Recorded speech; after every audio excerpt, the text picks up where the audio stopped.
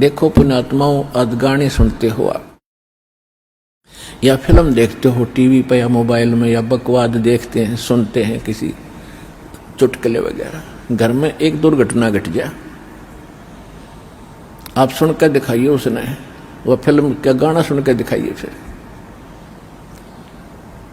तो ऐसे गंदे लोक में हम ये गाने सुने और सुनाएं, गाने गाएं, यहां तो रोना पीटना है सबका।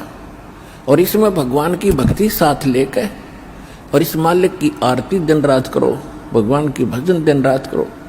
ठीक है, कोई दुर्घटना घट भी जाता, मालिक की भजन नहीं छोड़े, आरती इसी तरह करता रहे, इसमें बिल्कुल बंद नहीं करे। क्योंकि दुख हल्का भगवान ही कर सकता है, उसको रोते रोते भी मालिक ने याद करे। तो कहने का भाव ये है कि इस गंदे लोक में हम भूल जाते हैं, किसी के घटना घट गई, हम एक औपचारिकता करने जाते हैं वहां पर। अगर वो हमारे आया था और हम नहीं गए तो वो दुख मानेगा। बस वहां थोड़ी सी देर बस पूछ लेते हैं कैसे हुआ, क्या हुआ, बहुत बुरा हुआ, बाहर आते फिर वो सैर सपट्टे अपने जो के तो रहते। जिसके लागे सो तन जाने, और यह सब क्या लगेगी, किसी के पहले लग जाएगी, किसी के बाद में लगेगी। यहां तो कोई नहीं बचेगा इस मार से, काल के कोल्लू में सब पड़े हुए हैं। और एक दिन इसके पाठ के नीचे आपने आना पड़ेगा। परमात्मा कहते हैं चलती चक्की देख के और दिया कबीरा रो, और दो पाटन के बीच में साबत बचा ना कोई। चक्की के बीच में चक्की चल रही है पत्थर की, उसमें कणक डाली जा रही है। कहते दो पाटों के बीच में, इस काल और माया के बीच में आपको पीसा जा रहा है, इसमें साबत कोई नहीं बचेगा। फिर कहते हैं कि किले से लागा रहे ताका नाश न हो। हमने देखा कि हमारी माताएं हाथ से चक्की पीसा करती थी, और उसमें एक किला होता था, किला बीच में एक ऐसे दोनों पाटों के बीच में सेंटर में पाट होते गोल गोल चक्कर पत्थर के, उसमें एक तो डंडा सा लगा होता था उसको घुमाने के लिए, और एक उनके सेंटर में एक सुराख सा होता था, उसमें एक लकड़ की ऐसे गोल सी लंबी लंबी सी एक लगी हुई थी गुटका सा, और उसके चारों तरफ उसके खाली स्थान होता था, उसको किला बोलते थे। अब जो कणक उस किले में पड़ गई वह तो ज्यों की त्यों रहती थी, उस पर उन दोनों पाटों का असर नहीं होता था, और जो उन दो पाटों के बीच में आ गई वह सारी पीस दी जाती थी। तो यहां परमात्मा कहते हैं किले से लागा रहे ताका नाश ना हो। तो हम परमेश्वर कबीर जी के साथ लगेंगे, ये किला है इस काल के चक्की के बीच में, और जो परमात्मा के संपर्क में इसके निकट आ गया, फिर काल के इस पत्थर यानी दोनों पाटों से बच गया। तो जो परमेश्वर कबीर जी की शरण में आप आगे, तो आप उस काल के कोल्लू से, उस चक्कर से यानी पिसने से बच जाओगे। नमस्कार सर। सत्साहेब जी। सर क्या नाम है आपका? रवि सिंह। सर कहाँ से हैं आप? गांव हाजीपुर, तहसील नारनौल, जिला महेंद्रगढ़, हरियाणा से। सर संत रामपाल जी महाराज से नाम दीक्षा आपने कब ली? 7 अगस्त 2017 को। सर क्या काम करते हैं आप? मैं बैठे हुए मुनीम था, जब छोड़ के घर पर रहता हूँ। सर संत रामपाल जी महाराज से नाम दीक्षा लेने से पहले क्या आप कोई भक्ति साधना भी करते थे? हाँ जी, बिरमा विष्णु महेश की और खाटू श्याम जी की भक्ति करता था। हर महीने खाटू श्याम जी आया करता और हनुमान जी की भक्ति करता था। तो क्या कारण बना कि आप संत रामपाल जी महाराज की शरण में आए?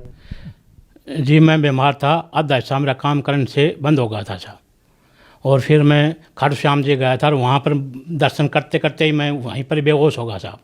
यारदाश्ती चली गई, आधा हिस्सा काम करने से बंद होगा। फिर मैं मेरे लड़की ने और जवाई ने संत रामपाल जी महाराज जी का नाम ले रखा था, वो फिर मेरे को वहाँ ले गए रेवाड़ी और नाम दीक्षा दिलाई। सर संत रामपाल जी महाराज से नाम दीक्षा लेने के बाद क्या आपको कोई लाभ भी प्राप्त हुए?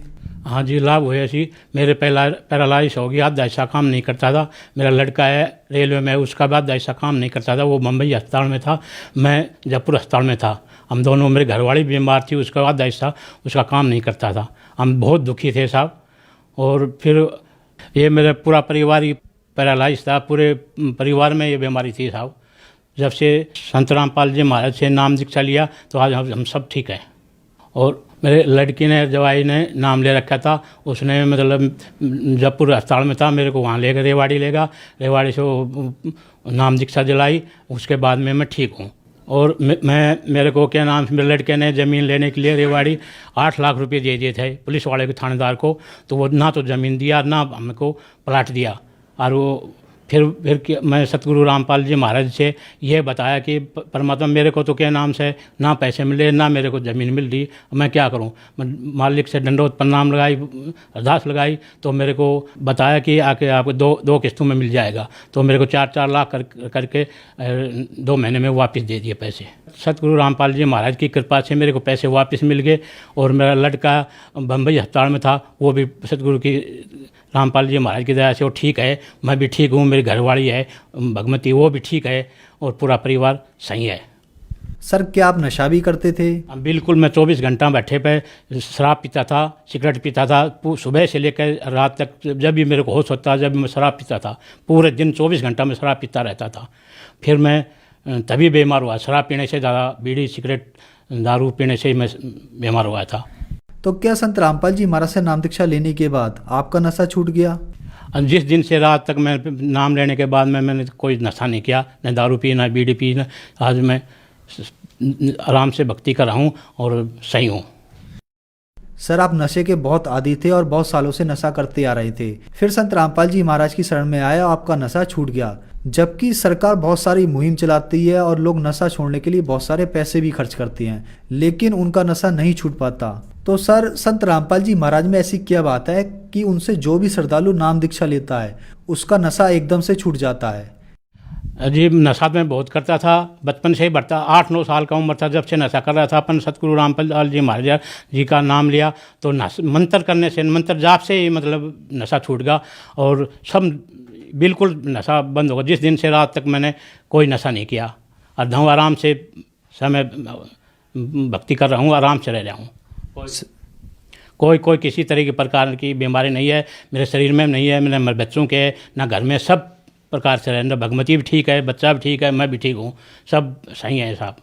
सर संत रामपाल जी महाराज से नाम दीक्षा कैसे ले सकते हैं? संत गुरु रामपाल जी महाराज के सत्संग में 7:30 से 8:30 सत्संग आता है। वहाँ पर नाम सत्संग देखो, सत्संग में पट्टी चलती है, उसमें फ़ोन नंबर आते हैं, वो फ़ोन करके नाम दीक्षा ले सकते हैं। धन्यवाद सर। सत साहिब जी।